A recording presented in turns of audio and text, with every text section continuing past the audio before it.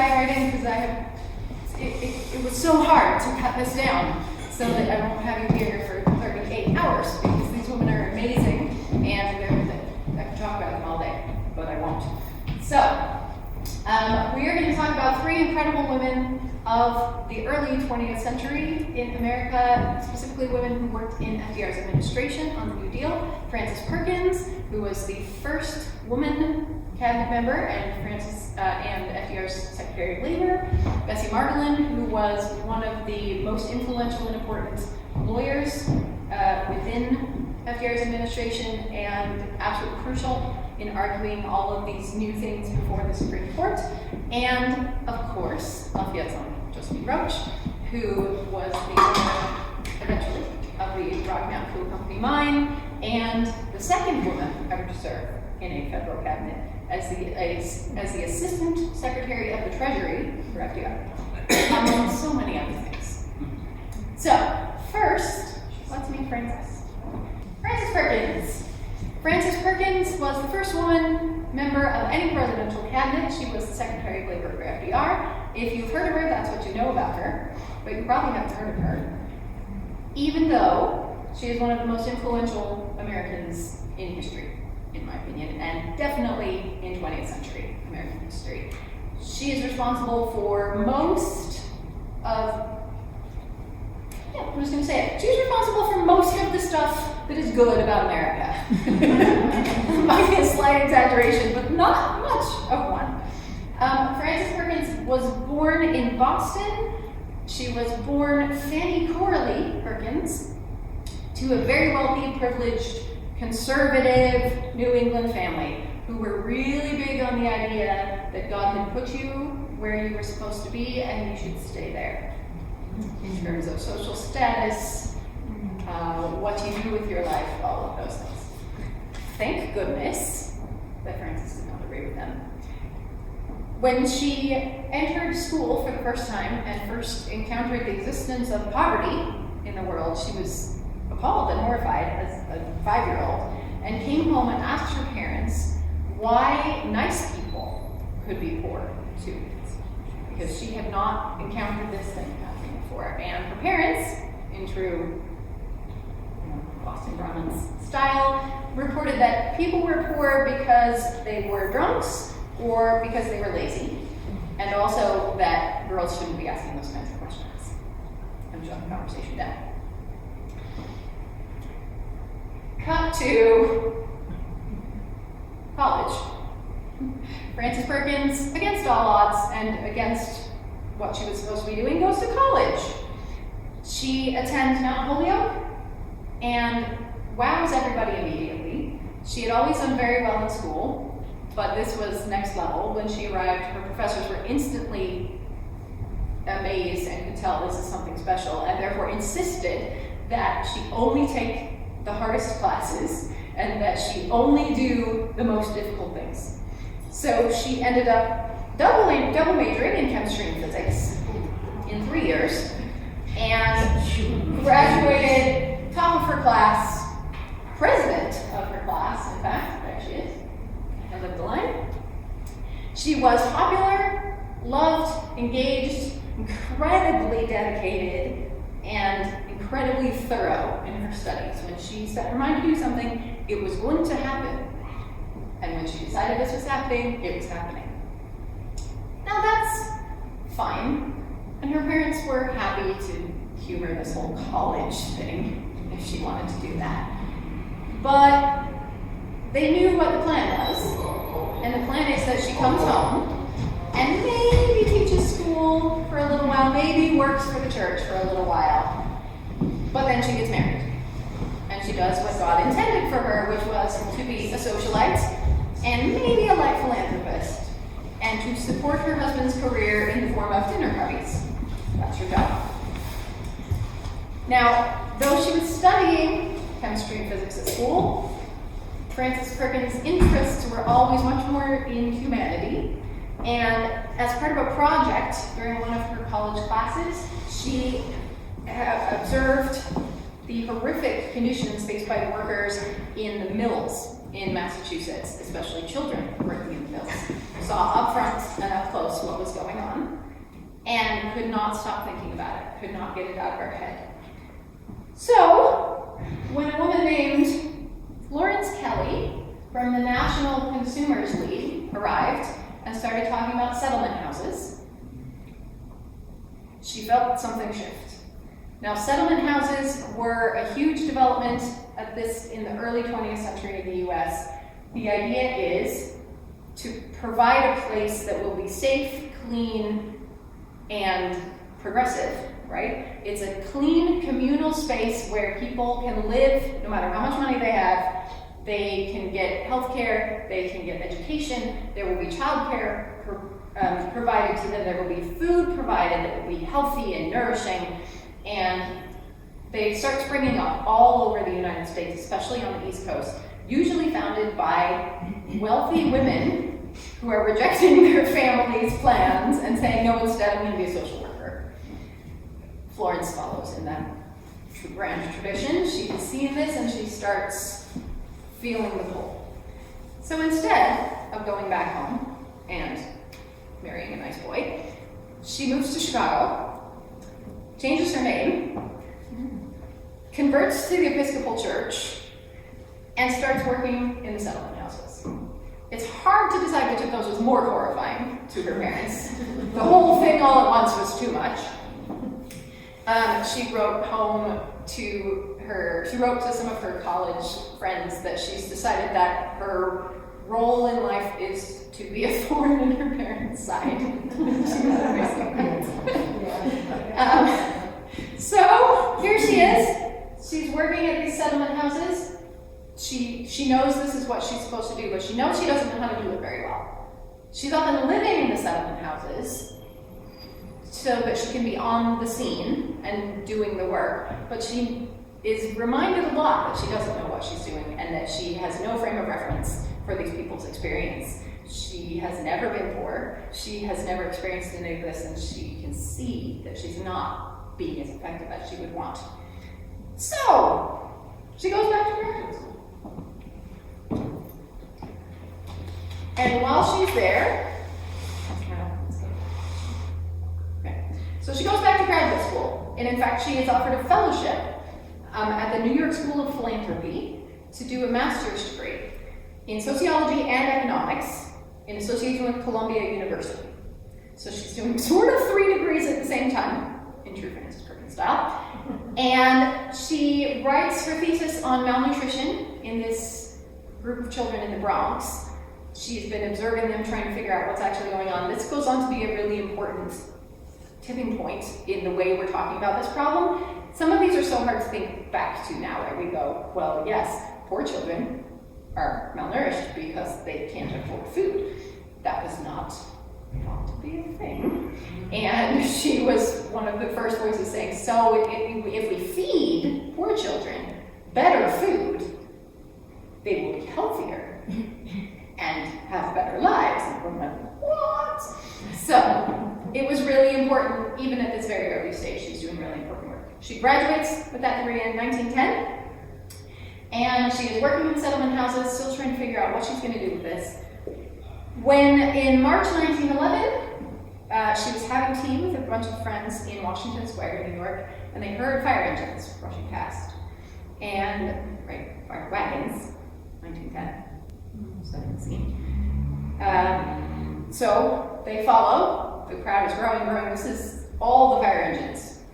Clearly this is a big deal. And they arrive just in time to see workers start falling out of the Triangle Shirtwaist Factory. Now, if you've heard of this, this will go on to be one of the most infamous disasters, fires, horrific events in New York history. It becomes a turning point for safety and all kinds of reforms. And the building was on fire because the workers were sitting, so it's a sewing factory, right? They're all sitting shoulder to shoulder, crammed in, sewing. There's piles of fabric and rags everywhere. Foil and stuff. Hey, y'all. It's my students. And there's oil lamps everywhere. Of course, a fire is inevitable. The fire starts, that's bad enough. There are hundreds of workers in the building. They cannot get out because their employer has chained the doors closed to make sure nobody sneaks out to the roof or out the front for an unauthorized break during their 14-hour shift. Literally chained the doors closed. And so when the fire starts, everyone is trapped in the building. Everyone. And as the fire rises and rises and grows, they're trying to get out, but they can't. And it reaches a point where these almost all women employees decide that jumping is better, and they start jumping out of the windows on the top floor. They've been running right from the fire. As a crowd watches, 47 women jump or fall from the top floor to their death. All of them died. A total of 146 workers died in this fire. There are horrifying photos online if you want to go see them online. Horrifying photos online. And hundreds of people saw this happen. They're standing in the street, including Frances Perkins in her 20s. This is a defining moment for New York City. The whole city kind of goes through a mass repentance. The whole city realizes we didn't mean for this to happen. How did we allow this to happen? This shouldn't happen. We have to change it. Frances is immediately appointed. She is outraged and making that known. And she's appointed to the commission that will investigate this fire and all the practices around it. That commission will eventually go on to establish entirely new safety protocols for New York State that will then become the model for these policies nationwide. Things like fire codes, mind-boggling. Fire escapes. You should have to have fire escapes on buildings that are this tall. Crazy. They should have to go to the ground, not 80 feet up. You shouldn't be able to lock your employees in the building. That one people pushed back on hard. I mean, how do you even stop them from leaving? All of these things changed. How many people are allowed to be in the building? How you have to be able to get everyone in the building out of exits in this much time. Massive, massive changes that filter out to the entire nation and save, no kidding, thousands and thousands and thousands of lives in just a few years, let alone now. And she's doing all of it. And I'm not saying that, historians are saying that. She is incredibly important. And out of this expands, hey, also, not just fires, those aren't really working conditions, and hey, also, people thinking that they can lock their employees in the building is probably a bad sign, that maybe we're out of balance here.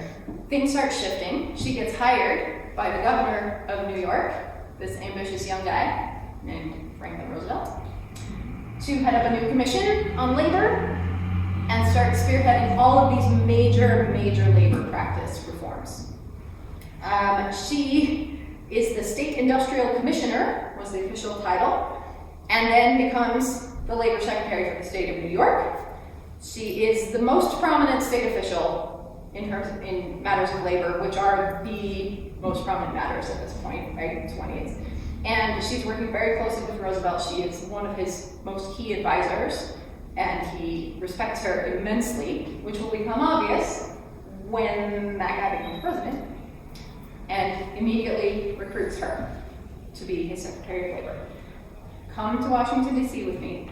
Be the first woman to be in the cabinet. Do what we've done in New York for the world, for the nation at least.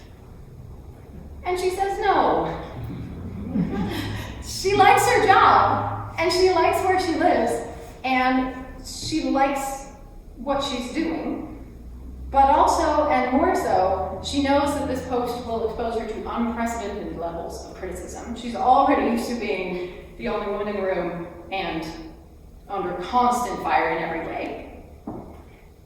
She knows this is going to be exponentially worse. And she knows something that nobody else knows, not even Roosevelt, which is that her husband, Paul Wilson, Paul, has been hospitalized again for an unnamed mental health disorder, which now clearly would be severe bipolar disorder, probably with some schizophrenia. He has been in and out of the hospital for most of their marriage, and he is back in the hospital, probably will be for quite some time. This is the 20s. You can't say that out loud. No one can know where he is. He just is not there. And so she has to supervise that care. She has to be close enough to go visit him in the hospital. And she has a teenage daughter who is entering the difficult phase, as she puts it, and needs her mom. And this will be impossible in these situations. Here's Paul, the Nanny Joni, Frances, and little Susanna. So she says no. And Roosevelt says, too bad. You can't say no. And she says, I just did. And he says, but you can't. And they have this back and forth. And he keeps pestering her. You know you could change things. You know this is really important. Finally, she thought it through. And her friends are all saying, what are you doing? You have to do this. He'd gotten hundreds of letters from people all over in every function of government saying, please make Frances Perkins the labor secretary. Finally, she sits down and she thinks, okay, she knows Roosevelt. She knows he does believe in the ideals that she believes in. Kinda. He's a very different person than she is. He'll probably do it if it's not too hard. And it works. But she cannot trust that he will fight for the things that she thinks are important. And she can't do it without him backing her. She knows that right up front. She cannot go in as a woman in the cabinet in labor, which is an intensely male-dominated, right? Labor unions in the 20s, we've all seen Newsies. Like, this is a very, very male-dominated environment. She has to have him backing her. So she writes a list. She said, I love this quote, I'm gonna shoot for the moon. And if you'll support me, I suppose I better do it. So she makes this list, and about a week later, she sits down. Frances Perkins sits down with the President-elect of the United States and outlines her list. Here is what I will do if I am your Secretary of Labor. You will back me on these things, all of them, 100%, or I won't take the job. You have to commit to back me on these. She says to the President of the United States, here's her list. It's not super ambitious or anything. Here's what she wants to accomplish. A 40-hour work week, as opposed to 90, or none, no limit. A minimum wage, no idea. Unemployment compensation, workers' compensation, the abolition of child labor, direct federal aid to the states for unemployment relief, Social Security, a federal employment service revitalization, and universal health care. Shoot the moon indeed, right? These are what I will do, she says. Not, these are what I'm gonna try, but this is what I will do, and you will help me. And he says, yes. He says, I know you care about this stuff. He says, you care about this, you believe in it, therefore I know that you will put your back into it more than anyone else, and you will see that something comes out of it. You must not delay. Go. Hires her, she starts immediately. Now, most of you probably recognize most of those things I said there, right? The signature accomplishments of the New Deal, basically. The most important things that FDR accomplished in his administration. They're her. They're all her. Again, not me, historians. I'm a fangirl, you might have noticed. But I'm not making this up. It is widely recognized she did this. He cheered it on, facilitated, made it possible, almost all of them. She did it. Only one she didn't get was universal health care. But he told her to go do it. And she did, with a vengeance. again, when she sets her mind to something, it's happening. She would work from 9 a.m. until midnight, and then she would go to bed with her books and the things she needed to read with a glass of cold water to splash on her eyes to keep herself awake as long as possible, to keep reading. She knew what she was up against, of course, right? She's constantly questioned because she's a girl and because she doesn't belong here. Labor is not a place for a well-to-do, socialite daughter or any women at all. And she's not a labor union activist. She has been in government. She's the man, in a way. Not the good man. But she just refuses to acknowledge it, right? She's constantly barraged with these questions about, but as a woman, how will you? That never happens now, luckily. But she just refuses to acknowledge the problem or the question. She either deflects or makes a joke out of it or pretends total naivete to where I don't even understand why you're asking me that. For example, my favorite one. Miss Perkins, does being a woman hold you back? Only when climbing trees. He was unhappy with that answer, this journalist. She knew how to play the game. She had figured it out. She had my favorite of her many strategic plans was that whenever she was having trouble with a specific man, like he was not, she couldn't get him to agree or he was being misogynist or just generally annoying, she had a very key strategy that worked unbelievably well. Take notes. Learn about his relationship with his mother, and then use that. If he likes his mother, find out what she was like. If they have a good relationship, find out what his mother was like, and do that. Be like his mother. Oh, she's so affirming, she's so, model yourself on that. And suddenly, you're building this maternal rapport. She's younger than all of these men, but she makes sure she looks like this. She leans hard into Trump. Hard. She consistently looks 20 years older than she is. She is practical. She's serious. She never wears jewelry. She never wears makeup. She wears that once in a while, but that's it. She's mom. In fact, she even gets called Mom Perkins, which she kind of hated, but went with it. Okay, so if he likes his mom, that's easy. Just be like his mom. What if he doesn't like his mom? Even more useful. Find out why he doesn't like his mom. Does he feel that his mother was cold and distant and uncaring and uninvolved? Be the most maternal, most affirming, most praising.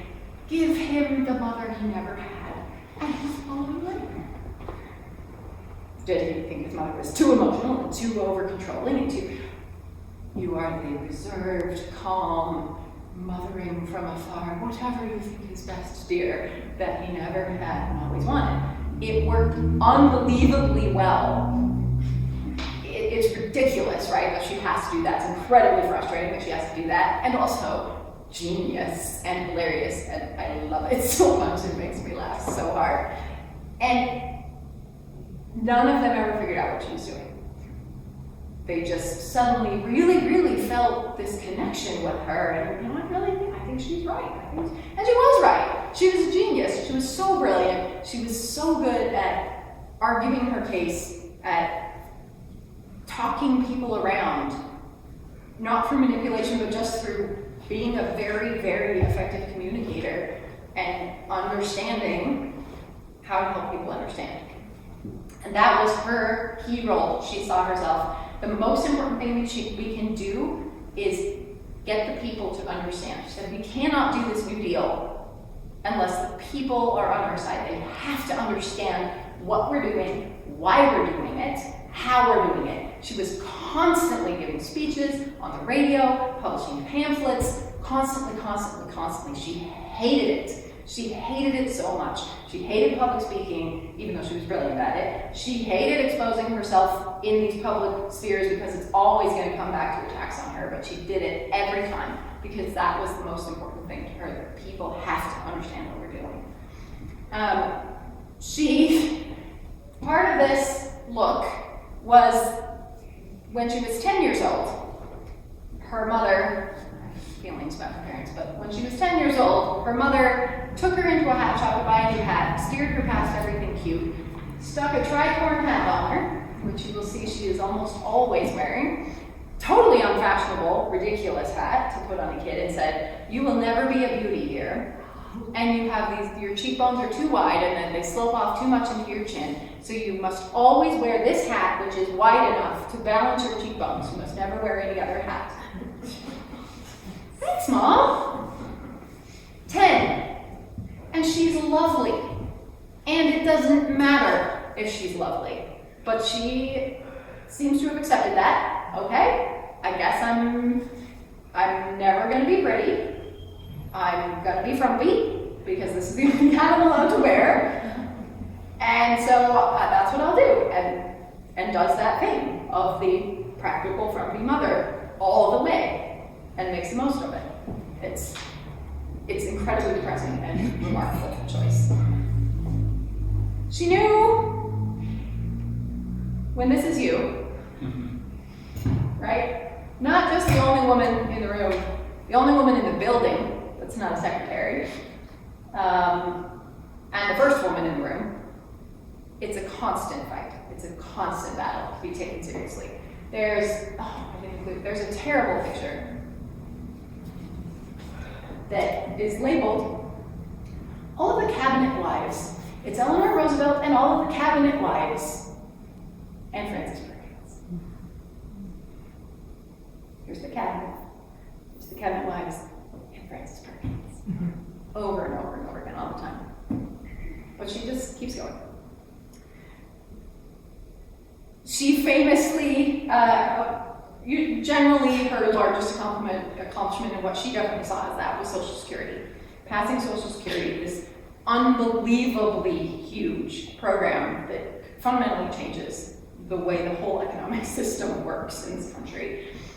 And it was not happening, even among themselves. The cabinet, the team were just infighting and infighting and infighting, and then when they brought in Congress, infighting. Roosevelt had set a Christmas deadline, and it wasn't going to happen. She saw it wasn't going to happen. 2 days before Christmas, she invited everybody over to her house for a party, brought the cabinet and the key players into the dining room, set a bottle of scotch on the table, and said, "Nobody leaves until it's done." It was done. So they made the deadline. She knows how to do this, even though she shouldn't have to. She was one of only 2 cabinet members to remain through all of Roosevelt's, all 4 of his presidential periods. She got the Fair Labor Standards Act passed, which was massive reform in safety and wages and all kinds of incredible things.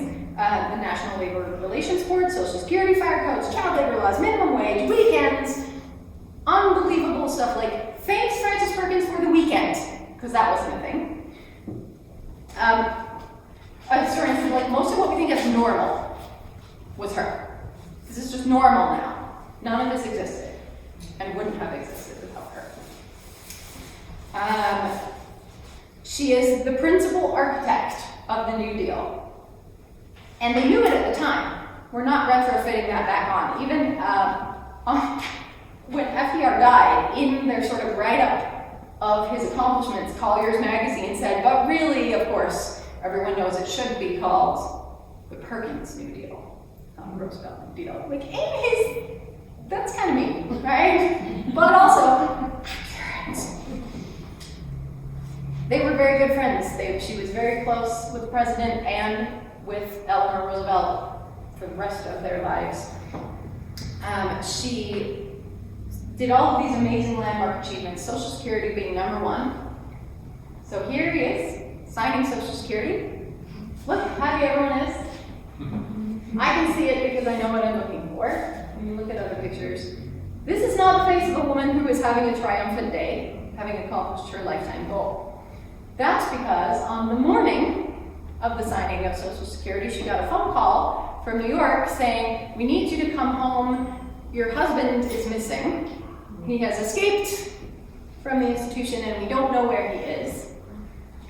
So she goes to the signing, makes sure everything is good, blah, blah, blah. Everyone else goes off to a party. She gets on a train and goes back to New York and spends the next 18 hours all night running around New York trying to find her husband, who knows where in his pajamas. They did eventually find him and he was fine the next day, but I think it's such a dichotomy and it's such a good example of her life, right? This is her life. No one knows where she goes. Nobody knows why she's not at the party. She's constantly getting yelled at by members of the cabinet and by the press for not fulfilling her social duties, not hostessing enough, not throwing enough parties, not calling on people enough. She's running back and forth to New York all the time to check on her husband and then eventually her daughter, who will also eventually be institutionalized for severe mental health problems later in her life. And doing all of this at the same time. She's a remarkable human being. She did it all and never wanted any of the credit. She got credit against her will. She would be mad that I'm telling you this. She didn't want that. She just wanted to fix stuff. Don't talk about me. But she would be glad to be talking about it, I guess. When Roosevelt died, Harry Truman immediately asked her to please stay on. She declined. Labor Secretary, but he asked her to please stay on then in the Civil Service Commission, please stay and do something. And she agreed to do that. And stayed there until when her husband died in 1957, she retired and moved back to New York and was immediately recruited to teach at Cornell. And she taught at Cornell until her death in 1965. And now, the building of the Department of Labor in Washington, D.C. is the Frances Perkins building as of 1980, which is awesome. And I have lots of friends who worked in this building and didn't know who she was until I lectured them. Oh my God. How dare you! An unbelievably brilliant and talented woman who dedicated her life to fixing America. Here's another one. Bessie Margolin. Bessie Margolin was a Jewish orphan from New Orleans. Well, technically, living in Memphis, Tennessee with her family. Here's her dad and her two siblings. This is Bessie right here. When her mom died, giving birth to the little one here, the children were enrolled, not dropped off, but enrolled at the New Orleans Jewish Orphans Home, which was a famed orphanage, which is a weird phrase to say, but a very, very famous, very kind of prestigious orphanage in New Orleans. Fancy Jewish orphanage in New Orleans is not a sentence that jives with almost any of our beliefs about what the world is, right? But of course, as soon as I started digging this, of course there was a huge Jewish population in New Orleans. It's a major port. Immigrants from all over the place have been there forever, and most of the Jewish families in New Orleans who have been there forever have been there for 300 years before anyone else arrives. So this is a very prestigious and very fancy organization known especially for their educational achievements and their social programs. Now, wait a minute. That's a dad. He's alive. Why are the children in an orphanage? It was a different time. Dads can't raise children, apparently. Who knows? I don't know his situation. But at least it was a lovely orphanage and a really, really, really great situation, and more like a boarding school. The children at the New Orleans Jewish Orphans Home also get to attend the Isidore Newman School. It's written into the charter. Now, the Isidore Newman School still is one of the most prestigious, poshest, fanciest, best schools in New Orleans.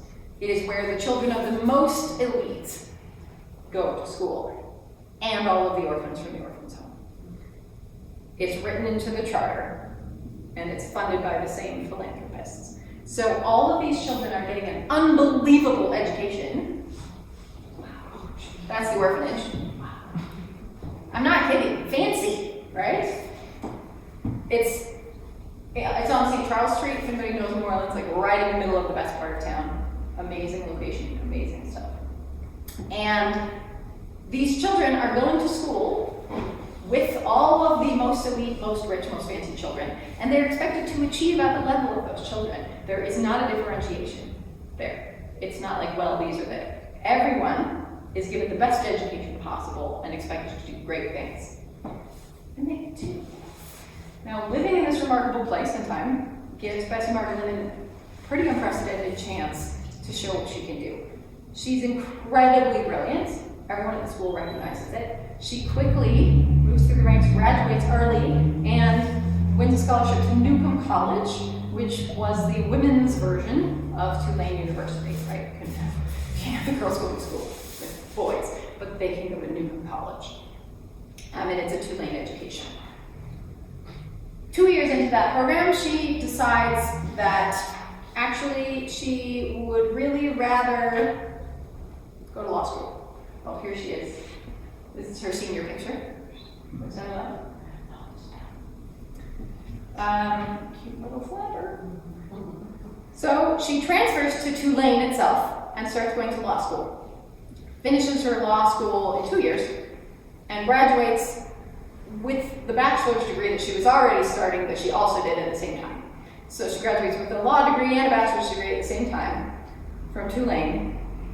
The first woman in her law, the only woman in her law class, and one of the first women to ever attend. And she's facing weird problems, like in one of her early law school classes, the professor asks someone who's going to recite the facts of the case that they're considering, and no one will talk. They are all just sitting there absolutely squirming and miserable because the case concerns something that happened in a men's bathroom. And none of them can say the word toilet in front of a girl. And so for a long, agonizing time, they're all just kind of sitting there, dying, and no one will say it. And finally, apparently one of the members of the class kind of went, washroom! And then everybody went, oh, and went on. But this happens over and over again. She's continually reminded that she doesn't belong, and that she's making everyone uncomfortable, and that it's awkward that she's here. So she beats them all, and she graduates top of her class while doing a bachelor's degree at the same time. And coming out of school is offered a fellowship at Yale University. This will give her the equivalent of a PhD in law. She is the first woman ever to be offered this, ever. Smashes it, right? Whips through it in record time. And joins the New Deal's fledgling Tennessee Valley Authority program as its first woman lawyer. Quickly rises through the ranks, defends constitutionality of all these things. Makes the people at home proud. But look how cute she is, though. And she is cute, and she knows it. She is enjoying her job. She's really happy. She transferred to the Labor Department. She's now working on the Wage and Hour Administration, implementing the Fair Labor Practice Law that Frances Perkins has just gotten passed, making sure that it is actually being implemented correctly, defending it in court. Amazing. But she can tell she's stagnating. She's not rising as fast as she should. Part of the problem, obviously, is that she's a woman. But in her words, the government gets all of the best women lawyers because nobody else will hire them. So these are the best and the brightest, the women working across the board in the federal government in any capacity, but especially in law. They're unbelievable and would be partners anywhere, but can't. So they're here.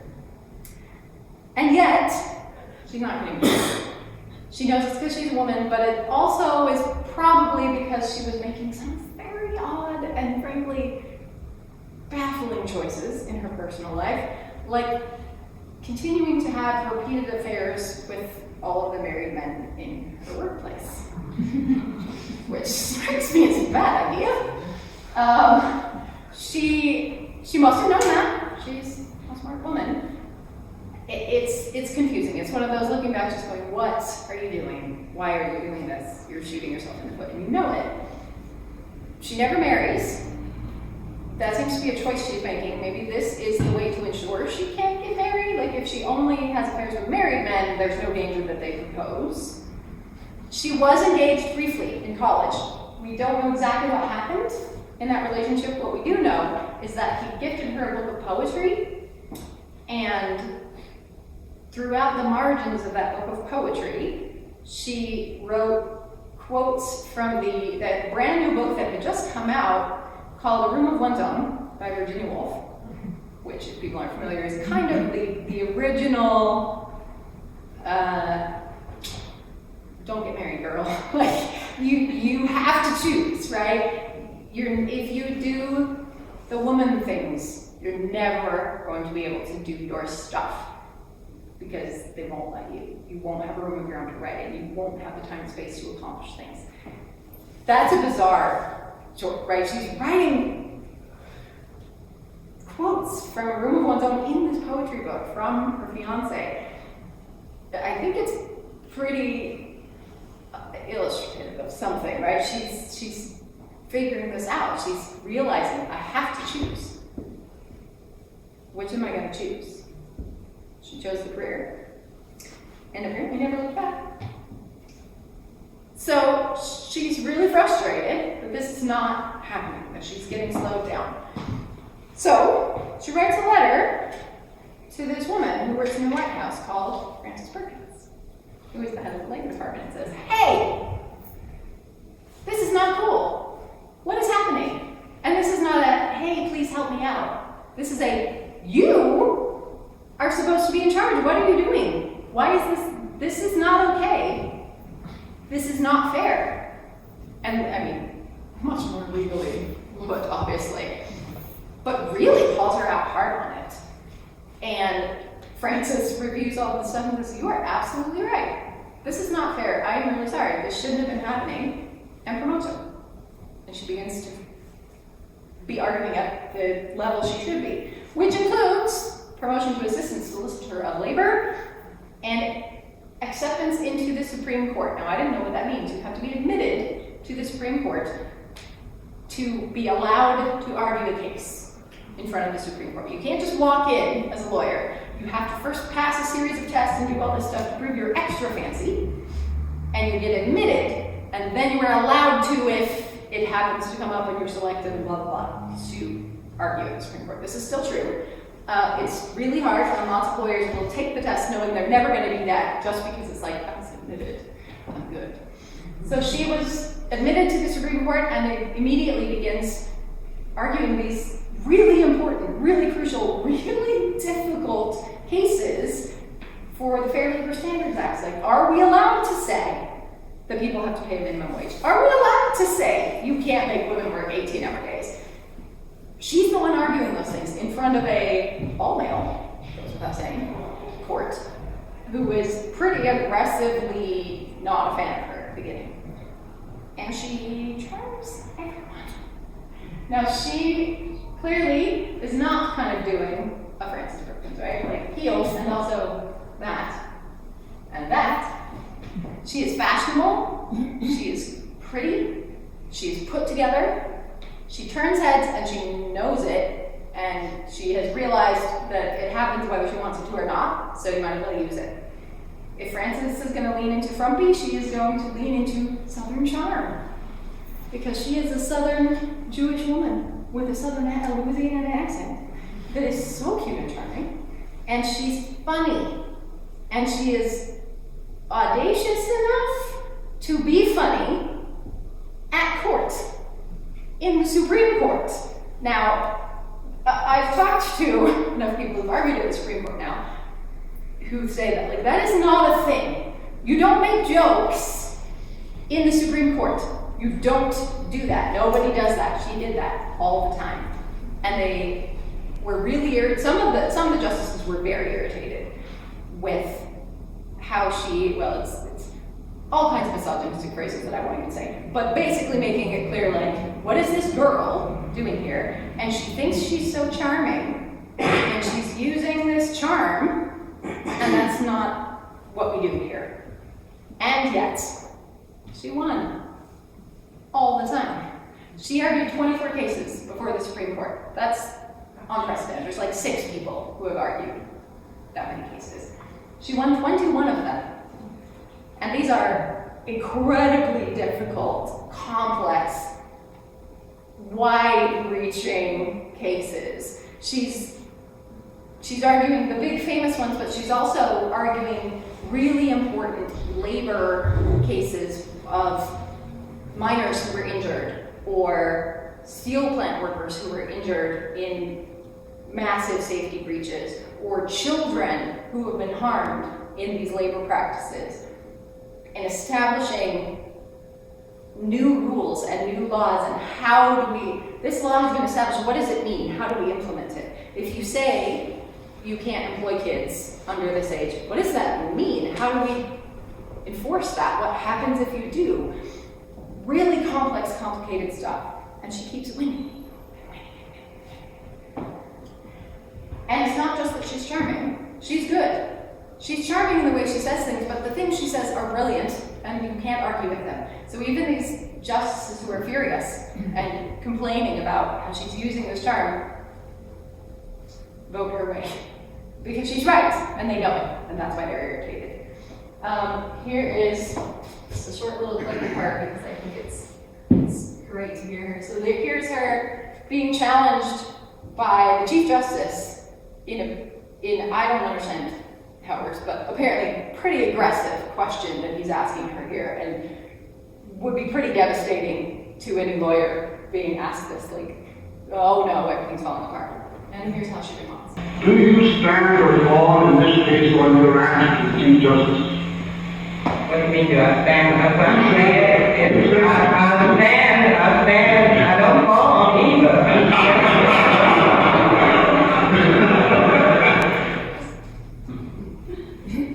And then she's sent to Germany to write the rules for the Nuremberg trials. Like the trials for all the Nazi war criminals. They say, you know, we need someone to decide how we're going to do this. It should be, in the whole world, Bessie Margolin. This is her, it just makes me laugh. Like, what a useless graphic I'm showing here, but this is her incredibly heavily redacted Nuremberg ID. Because apparently all of this information is still very dangerous for us to have. I have no idea what could have been on there, but there she is in the worst picture ever. And she writes the rules for the Nuremberg trials. Clarification for those who know about this. Not the bad Nuremberg trials. So there's the first batch of like the big famous ones, famously pretty badly run and not fair. I mean, they're Nazis, but it wasn't fair. She didn't write those. She wrote the second round for the not big name ones that are regarded as being excellent, very fair, very well done. That's her. She forced the justices and all of the people around her to take these people seriously, these workers who are working the worst, most degraded, most dirty, most unrespectable jobs. She treated them personally and in the way she spoke about it with so much dignity and so much respect that they were forced to do the same. And many of these judges were pretty open about looking down on blue-collar workers as beneath them. You couldn't do that when Bessie Margolin was representing them. And she didn't ever do it overtly, you just couldn't do it. She clearly understood that they were people exactly like you, and you needed to do that too. And you couldn't not do that. She shifted the whole frame of reference on these things.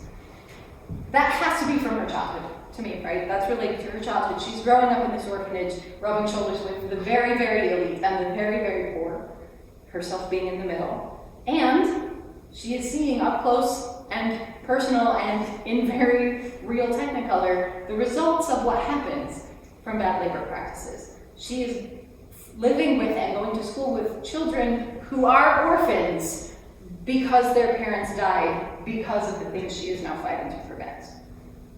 She knows from very early on the realities of this in a way that most people never will, right? And she's not going to let people hand wave around it.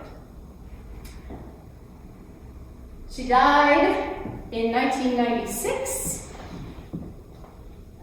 following several years of declining health. She died at age 87, but not before being awarded the National Women's Award by JFK.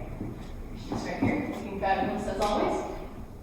I put the black and white and the color just because I think it's a good reminder. Sometimes we see black and white pictures and go, long ago and far away. And you just think, oh, purple plaid. That's not very long ago. Another absolutely remarkable, incredible woman who nobody's ever heard of. RBG.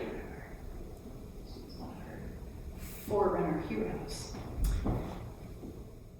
Finally, Josephine Roche. Aww, our own hometown hero. I was talking to a friend, the first time I heard about Josephine Roche, I was talking to a friend about the problem that there aren't any real heroes. You know, there's nobody who's like just really good all the way. There's always some horrible thing lurking in history, like, oh no, except for that part, right? And she said, oh, I have one for you. I have one real hero. So far, you know, you never know, but so far, Josephine Roche, real hero. Born in 1886 in Nebraska to a wealthy industrialist mine owner, she has the same socialite, fancy childhood that one would expect, not in Nebraska, elsewhere. She goes to posh schools, she goes to Vassar. There she is at Vassar. And is suddenly exposed to this world she had never known existed. Just like Frances Perkins going, what? Wait. This has been happening the whole time. She is double majoring in economics and classics. These women are amazing. And she is, as part of that economics degree, visiting slum settlement houses in New York, discovering this whole underground thing that's happening, discovering all of these women, her peers, who are throwing away the life they were supposed to live and dedicating their lives to fixing stuff and helping people. And she says, I want to do that. She becomes really, really interested in labor reform, trade unions, safety, all of these things, which of course makes sense when you know that her father owns a mine. In fact, her father owns the Rocky Mountain Fuel Company, right here. I'm pointing the wrong way, right where I have the worst sense of that. Right. Rocky Mountain Fuel Company, or if you went on my haunted history tour, the company store on Simpson, Rocky Mountain Fuel Company. Her father is a terrible person. I'm just going to say it. He's a terrible, terrible person. Labor conditions in Rocky Mountain are dreadful and getting worse. And there are major protests going on, strikes. Things are getting out of control pretty quickly.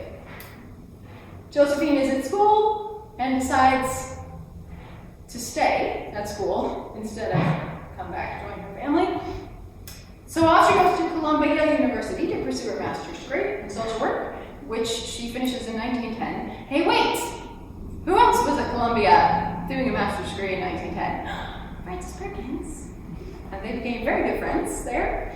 We're working together in the settlement houses, planning together, figuring out how to save the world together.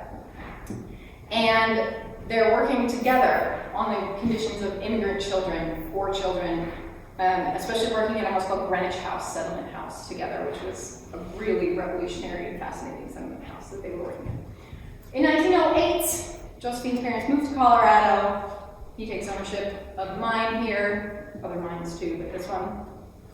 So when she finally graduates and she's looking for a new job, she decides to come home, and home where she's never been. She joins her family in Colorado and becomes the first female police officer in Denver, which is a weird trajectory for that sentence to have.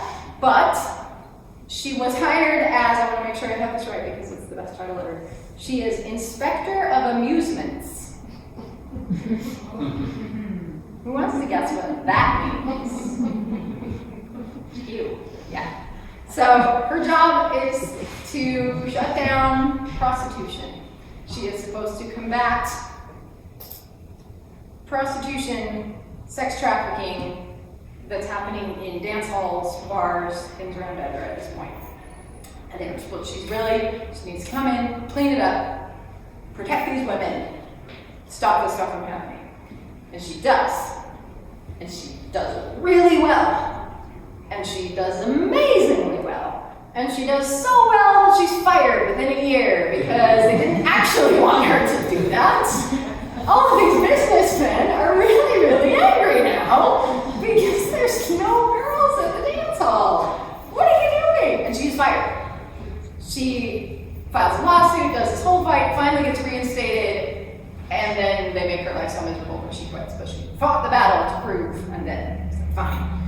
Goes back to doing social work, and is deciding maybe politics is the way to do this.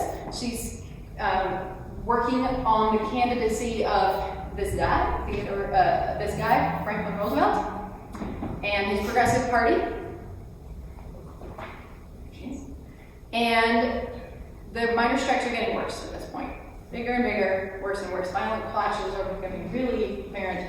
The Ludlow massacre in southern Colorado happens. The army is just wholesale slaughtering people and burning down tent camps. She is getting increasingly infuriated by how helpless she is to do anything about this. This is her dad doing this actively, and she can't do anything about it. She gets involved in this newfangled idea they're trying in Denver called the juvenile court. I don't know, weird. This weirdo judge named Benjamin Barr Lindsay and this crazy lady named Margaret Brown, aka Molly Brown, of Titanic fame, had this weird idea that you shouldn't throw kids in jail, and they got everybody to agree with them. I don't know. And they started this new thing called the juvenile court to like rehabilitate kids when they steal food because they're hungry. She joins in that effort and is working really hard to create the girls' juvenile system, which they realize pretty quickly needs to be separate from the boys' juvenile system and should be doing those things in a different way. She is spearheading all of that. She's working really, really hard on that. When she and Margaret are not out striking and picketing with the miners at the mines owned by their husband and father, respectively, literally on picket lines, but their husband and father's employees. They create this entirely new system, and then her father dies in 1927. She inherits his stake in the company. Now it is only 40% at this point. So she has a 40% interest in Rocky Mountain Fuel, which is not enough to do anything. She can't make decisions. She can try to pressure, but she cannot make unilateral decisions. She's not the owner. And the mine workers' strikes are getting worse and worse and worse. Famously, a huge miners' strike going on here in Lafayette / Longmont / Erie, and she tells them to take the workers coffee and donuts. So that's all she can do. She can't stop anything from happening, but she can do that. And then the governor orders the militia out, and infamously we have the massacre here, the Columbine Mine Massacre. 6 miners are killed by what may or may not have been a Gatling gun, and the strike is over. They're killing them. She is horrified, and she can't do anything. I can't imagine the agony of that. There's Margaret Brown, looking fat as always. She's meeting with all of these men and the other owners and trying to convince them to do the right thing, but they won't. They're not listening. During one of these meetings with government officials and mine owners, one of the men in the room passed Josephine a note. That note said, "What this meeting needs is more beauty." Oh, he's so nice. Isn't that sweet of him to acknowledge her presence in the room? Oh, she's putting more beauty on. That's so sweet. in the face. But, and she just looks at him and responds, what this meeting needs is not beauty, but guts. Just to his face, like, you cowards who won't even try to do the right thing. Always calling people out. But she can't do anything, so she's done waiting around. In March of 1928, she borrows $35,000 from friends. In 1928, and buys the controlling interest in the company. She immediately reverses all of her husband's policies. I just love this facial expression. Undoes everything. She immediately invites the labor union in and encourages her own workers to unionize. She rehires all the striking workers. She eliminates scrip. Also, if you've been on my tour, what's scrip? Company store money. Company store money. You don't get paid in money. You get paid in fake monopoly money that you can only spend at the store owned by me. Standard practice across mining. And she goes, no, we will pay them money that they can spend anywhere. That's when that company store closes. And institutes workers' compensation for injuries, safety reforms, massive safety reforms, and issues a declaration to the newspapers and her fellow mine owners that she will be using company funds to pay her workers $7 a day, a staggering amount of money, by far the most that anyone in the area is paying, humongously, and that she will also be giving them housing and healthcare and meeting them with labor organizers monthly to address any concerns. This instantly, well, it infuriates everybody, right? And it instantly makes it impossible for every other mine owner to not do that. No one will work for them because they can work for her. She forces the hand of everyone in the area, not just revolutionizing her own mine, but all of them, by simply saying, this is what I'm going to do. What are you going to do about it? She also hires a labor leader as the vice president of the company and puts him in charge of working conditions. It's insane. People are furious and there's nothing they can do. So then, having completely revolutionized the Colorado mining industry, she decides to try something, another like slightly, big project, like maybe running for governor. So she runs for governor of Colorado. Her slogan is Roosevelt plus Roche equals recovery. She loses. But she loses to the guy, she loses the primary, the Democratic primary vote. She loses to the guy that wins and becomes Democratic governor. She only loses by 10,000 votes, which is not much, although more than. But she's immediately hired by FDR as the Assistant Secretary of the Treasury. Now, her jobs as the Assistant Secretary of the Treasury are to be in charge of the new public health service that they're trying to build, in charge of building the public health service, chair of the advisory board on the National Youth Administration. This is sort of juvenile court for the masses. And she is on the committee formulating Social Security. Those don't seem like Treasury things to me. I don't know. Maybe she's doing the money stuff, but it sure doesn't seem like it. I think sometimes these titles are just, we want this person in the room and that's the job that's available, but who knows. Either way, she heads off to Washington, D.C. to team up with her old friend, Frances Perkins, and her new friend, Bessie Margolin, in reforming American labor from the ground up and improving life for everyone. Her group specifically is working to fight epidemics like the 1918 flu. She's in charge of supervising medical research and combating diseases like malaria that are coming in specific regions, and help people with a brand new approach to this weird thing they're now calling drug addiction. Maybe jail is not the answer, she said. Said everybody except Roosevelt, who gave her money to do it. And in 1938, she led a conference at the request of President Roosevelt to make doctors and hospitals more available to everyone and to attempt to create a national health service. She was named the most prominent and efficient businesswoman in 1935 by the National Chamber of Commerce. And she left an amazing lasting legacy, both in Colorado and in federal history, and changed the world in remarkable ways, behind the scenes and up front. And again, nobody knows her name, except my friend out here, and maybe some of you. But I would say that nobody lived her life model better than she did.